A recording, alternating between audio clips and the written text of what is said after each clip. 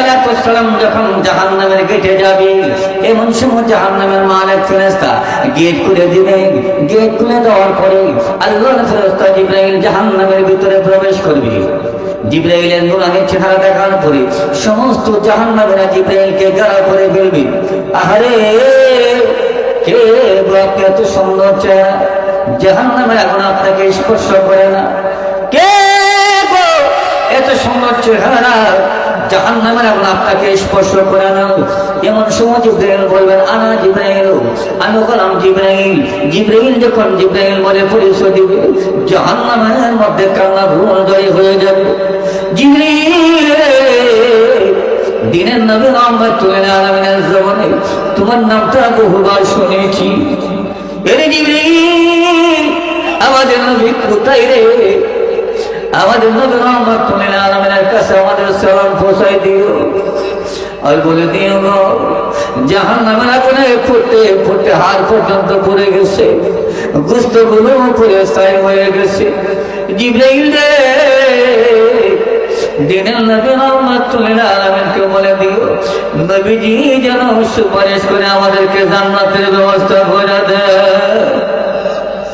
আমার ভাইরা, জিবরাইল আলাইহিস সালাম তাদের এই অবস্থা দেখে চলে যাবেন আল্লাহর কাছে। আল্লাহ ডাক দিয়ে বলে, জিবরাইল, আমার বন্ধুর উম্মতের কি অবস্থা? এ আল্লাহ, তোমার বন্ধুর উম্মতের অবস্থা বাবা, জাহান্নামের আগুনে পড়তে পড়তে হাড় পর্যন্ত পড়ে গেছে, হাড় পড়ে গেছে, গোশতগুলো পড়ে গেছে। আল্লাহ রাব্বুল আলামিন বলবেন, তারা কিছু বঞ্চিত।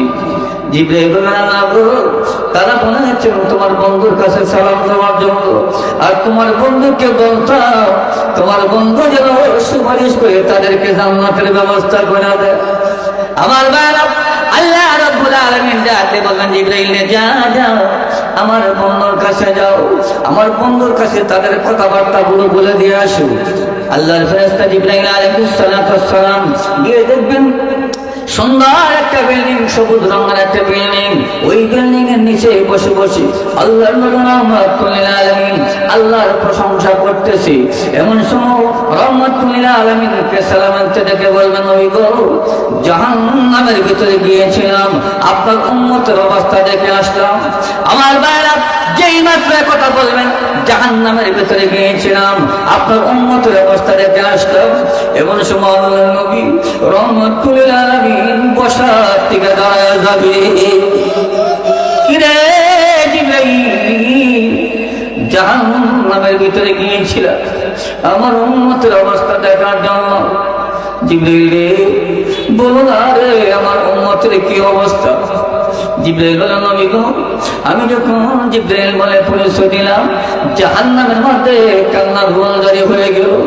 কি গো নবীজি, জাহান্নামের আগুনে পড়তে পড়তে হাড় পর্যন্ত ভরে গেছে গো, গোশতগুলো পুড়ে ছাই হয়ে গেছে। আমার নবী রাহমাতুল লিল আলামিন বললেন, জিবরাইল, তারা কিছু বলছিনি রে। এমন সময় জিবরাইল বললেন, নবী গো, আপনার কাছে তারা সালাম নিয়েছে আর বলেছে নবীজি তাদেরকে সুপারিশ করে জান্নাতে নেওয়ার জন্য। যে মাত্র কথা বলবেন, আল্লাহ নবী রাহমাতুল লিল আলামিন সঙ্গে সঙ্গে মাকামে মাহমুদের সিজদায় পড়ে আল্লাহরে ডাক দিবে, জোরে বল না আল্লাহু আকবার।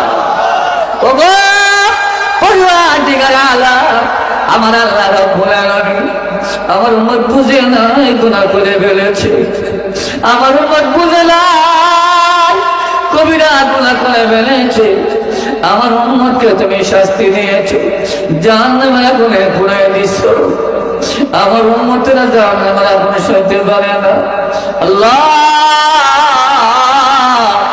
আমি তোমার বন্ধু রাহমাতুল লিল আলামিন, আমার উম্মতের জন্য তোমার কাছে ক্ষমা চাই। আমার ভাইরা রে, আল্লাহ নবী রাহমাতুল লিল আলামিন সিজদায় পড়ে যখন উম্মতি উম্মতি বলে কাঁদবে, এমন সময় মহান আল্লাহ রাব্বুল আলামিনের রহমতের সাগরে দুঃসৃষ্টি হয়ে যাবে। আমার আল্লাহ ডাক দিবেন, বন্ধু রে, কাঁদেন না, কাঁদেন না, আপনার চোখের পানি আমি আল্লাহ সইতে পারি না।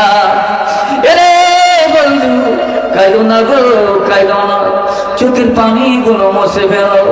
আমি আল্লাহ রাব্বুল আলামিন ঘোষণা দিলাম গো, ওরে বন্ধু, তোমার খাতিরে তোমার উম্মতদের বাকি সাজা মাফ করে আমি আল্লাহ রাব্বুল আলামিন এই মুহূর্তে তাদেরকে জান্নাত দিয়ে দিলাম। আর একটু জোরে কোন আল্লাহু আকবার।